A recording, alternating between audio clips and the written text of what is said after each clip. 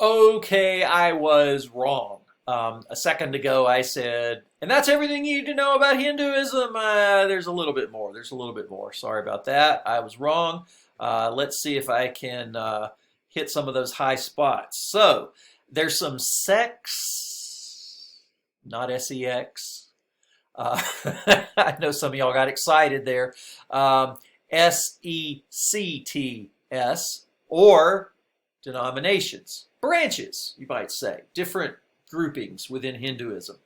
You need to recognize these. You don't have to define these, but if you saw it in a multiple choice question or a true false question, you need to remember or be able to recognize what these are. So there's Saivaism. This is a sect which worships Shiva as the supreme God, that is, the supreme manifestation of Brahman. There's Shaktism. They worship Shakti, the Divine Mother, as the supreme God, the supreme manifestation of Brahman. Vaishnavism, they worship Vishnu as the supreme God, the supreme manifestation of Brahman. And then there's Smartism. And Smartism is a little different from these other three because they worship Ganesha, Shiva, Shakti, Vishnu, Surya, Skanda. So they have quite a pantheon there. Keep those in mind. Let's talk about the Purusartha.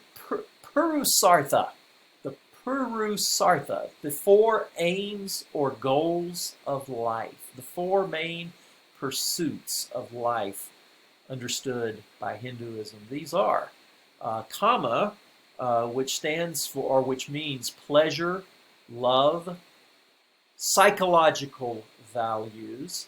Okay, I'm having a little trouble here with my slides. They're just wanting to go crazy. There we go. Artha, which is prosperity or economic values, making a living.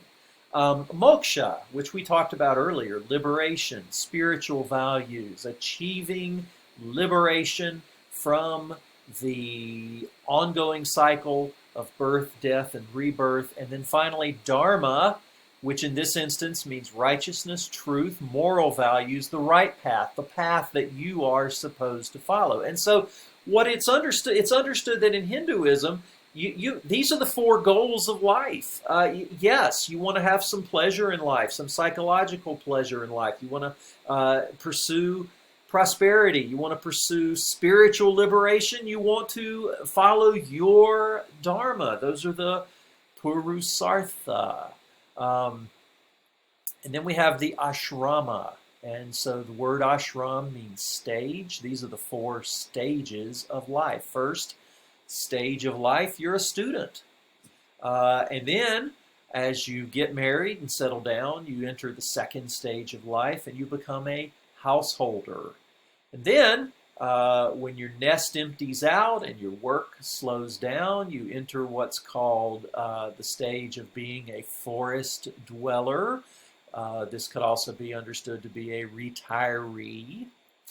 And then finally, if you get to that fourth stage, you become a sannyasa, which means, or the stage is called sannyasa.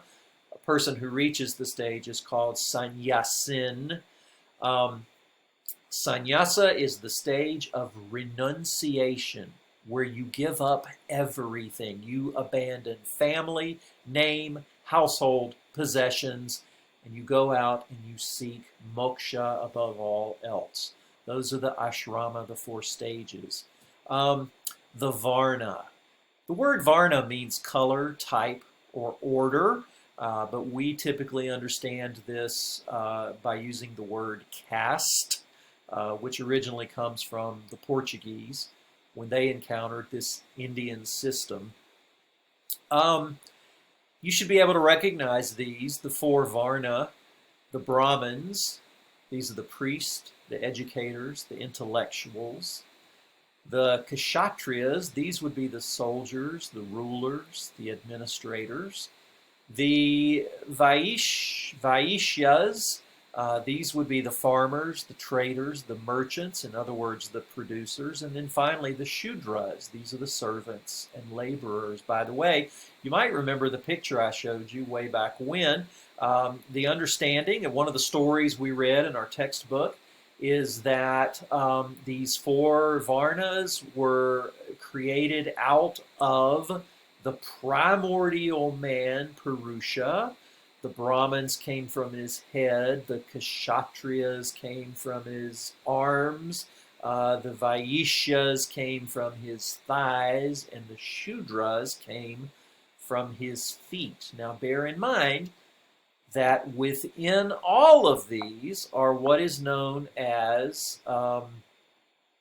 jatis, and these are the subcastes, and there are thousands of these. Jati comes from a word that means birth, and so you're really kind of more born into your subcaste, which is a particular grouping within those four Varna.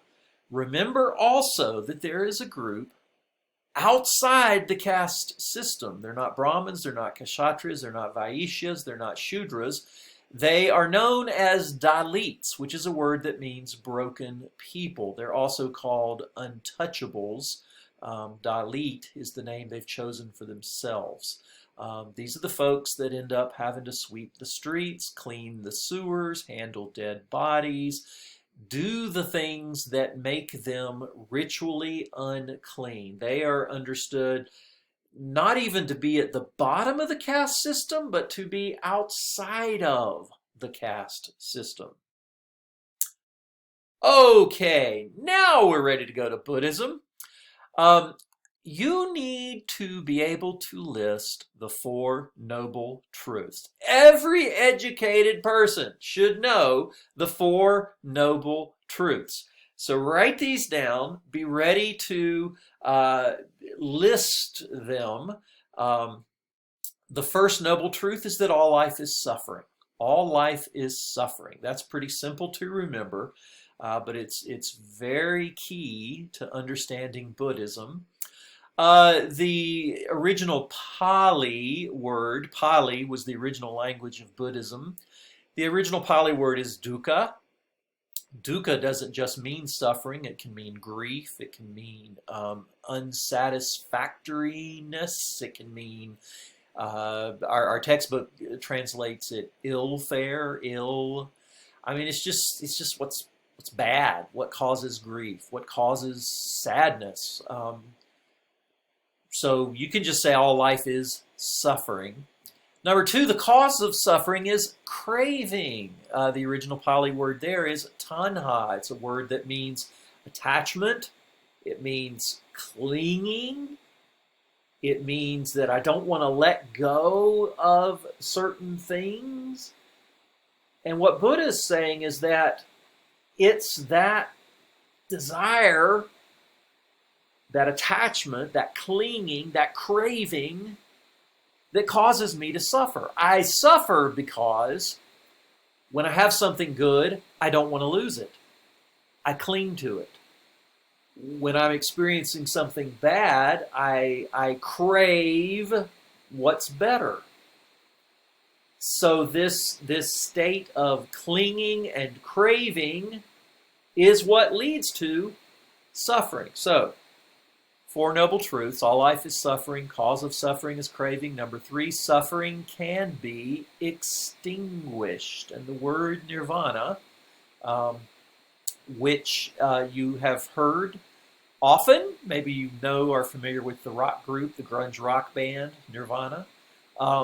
Nirvana doesn't mean heaven. It is not a direct equivalent of the Christian, Jewish, Islamic concept of heaven.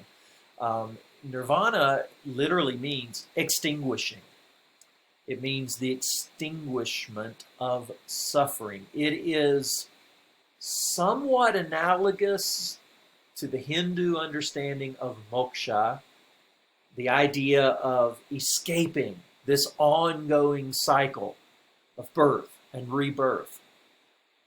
Because as long as you're alive, truth number one, all life is suffering. And the cause of suffering is craving. And so number 3, if I can somehow extinguish my craving, I can escape suffering. And so the truth number 4 is this: the path to the elimination of suffering is the Noble Eightfold Path. Now, again, those 4 things, you should know those 4 things. All life is suffering. The cause of suffering is craving. Suffering can be extinguished. The path to the elimination of suffering is the Noble Eightfold Path. The Noble Eightfold Path, you don't have to know from memory, but you should be able to recognize components of the Noble Eightfold Path if they were to show up in a multiple choice or a true-false question. Okay, you should know the 3 jewels or refuges. This is the closest thing Buddhism has to a creed. I take refuge in the Buddha. I take refuge in the Dharma. I take refuge in the Sangha. The Sangha is the community of Buddhism. Originally that meant the monastics, the monks and the nuns. Today it would mean all those who follow Buddhism. So those are the 3 jewels. I take refuge in the Buddha, the Dharma, the Sangha. You should know the 3 poisons. The 3 poisons are the cause of suffering. They are what turn the wheel of life and death. That ongoing cycle is turned by these 3 attitudes, represented in art by a rooster, a pig, and a snake. These 3 attitudes are: number 1, ignorance or delusion. That's the rooster. Number 2, greed and attachment. That's the pig. And number 3, hatred or aversion. And so those 3 inner attitudes are what Buddhists are trying to avoid, trying to get rid of, because they turn the ongoing wheel of suffering and life and death. Ignorance, greed, hatred, the 3 poisons. You should remember the 3 marks of existence: impermanence, nothing lasts; suffering, we talked about that; and no self. You have no self. What you think is yourself is really the impermanent coming together of certain elements. That's the 3 marks of existence: impermanence, suffering, no self. Remember those. Remember the word Buddha, and I think every now and then I've said Buddha said, and I really shouldn't, because it's not a name, it's a title. So I should say the Buddha, because it's a title. The Buddha. The Buddha that most Buddhists follow is known as Siddhartha Gautama, who lived in what is today, he was born in what is today Nepal. Remember also that the real way to pronounce this word, most of us often say Buddha. In fact, I still catch myself saying Buddha. But the first syllable rhymes with wood, so it's really Buddha, like wood, bud, Buddha. Anyway, the word means awakened or enlightened one, awakened one or enlightened one. Bodhisattva. This is someone who's not yet a Buddha, someone who is on the verge of enlightenment. This concept becomes very important in Mahayana Buddhism. The Bodhi tree. This is where Siddhartha Gautama sat and meditated until he achieved enlightenment. The direct descendant of the Bodhi tree is still there in India today. You should be able to define those. Now this is the Eightfold Path, and you should be able to recognize these if you were to see these on a question. And I tell you what I'm going to do. I'm about to hit 15 minutes on this lecture, so why don't I pause here and I'll come back to these. See you in just a minute.